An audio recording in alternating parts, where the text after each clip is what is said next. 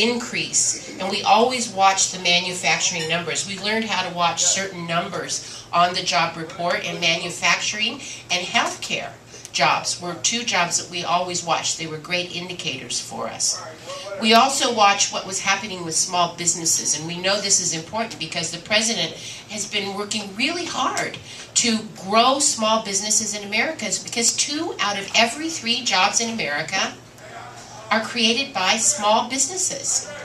So whether it's a restaurant like this, or whether it's a beauty shop or a nail salon, or whether it's a small consulting business, whether it's a mom and pop store in 5 Points, or whether it's another store, a small clothing store up in Adams County, those businesses employ, and when you count them all up, hundreds of thousands of people in Colorado. And the president's efforts with his tax cuts, his dollars for new starts, and his loans for investments and developing the resources and creating that economic growth are really important to small businesses.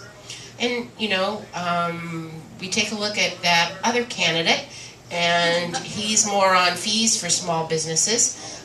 He's giving tax cuts. Sure, he's giving tax cuts, but to the largest businesses.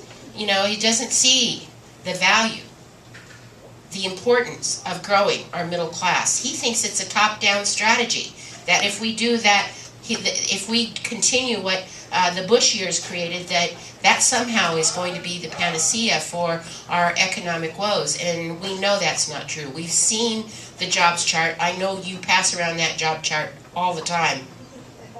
And you know that it really is about 2 visions for this country. I was in Reno, Nevada, and I got a cold. Yeah.